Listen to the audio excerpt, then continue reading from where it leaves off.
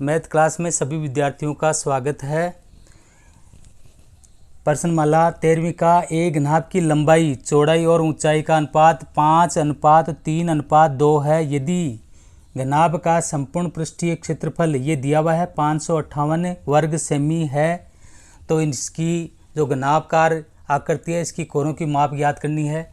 तो माना कि घनाभ की लंबाई, चौड़ाई और ऊंचाई को हमने मान लिया 5x, क्योंकि अनुपात में दिया हुआ है 5x, 3x और 2x। तो घनाभ का संपूर्ण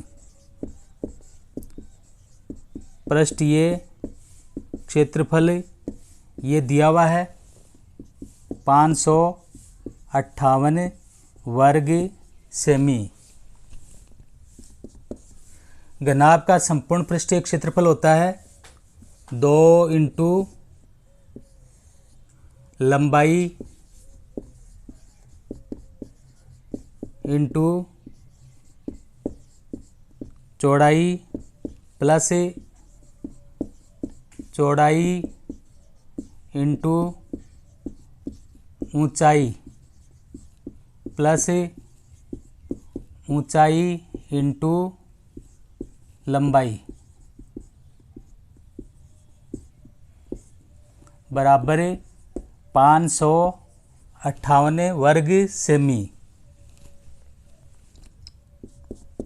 2 इंटू लंबाई दी हुई है 5x इंटू 3x चौड़ाई प्लस चौड़ाई 3x लंबाई 2 ऊंचाई 2x ऊंचाई 2x इंटू लंबाई 5x बराबर 558। 2 इंटू 5 थी 15 x स्क्वायर 3 दूनी 6 x और x स्क्वायर 5 दूनी 10 x और x स्क्वायर बराबर 558। 2 इंटू इसको प्लस कर दिया तो 10 और 6 16 16 और 15 31 सेमी स्क्वायर बराबर 558। अब 31 x स्क्वायर 558 वर्ग सेमी। अब अपने को x स्क्वायर ज्ञात करना है, x ज्ञात करना है। तो सर्वप्रथम x स्क्वायर बराबर 558 बटे 2 इंटू 31। 2 को 558 से काटा, 2 दूनी 4, 2 संते 14, 2 9 18। 31 को 279 को काटा तो 9 बार x का मान निकालेंगे, x का वर्ग उठाएंगे तो 9 का वर्गमूल हो गया। 9 का वर्गमूल होता है 3। तो ये अपने को x प्राप्त कर लिया, 3 हो गया। अब अपने को घनाभ की लंबाई,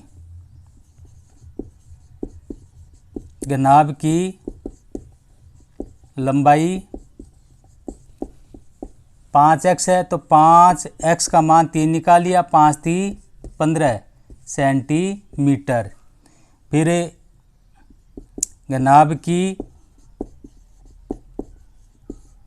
चौड़ाई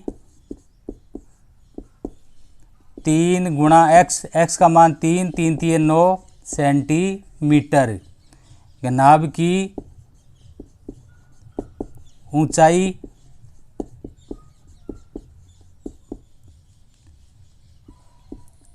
2 इंटू x का मान 3 दूनी 6 सेंटीमीटर। अब उसकी कोरें, घनाभ की कोरों की माप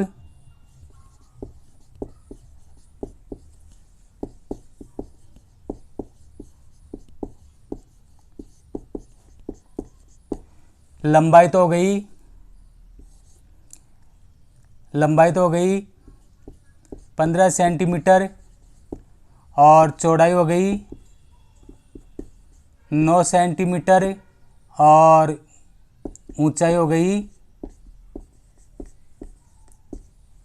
6 सेंटीमीटर। ये घनाभ की तीनों कोरों की माप प्राप्त हुई।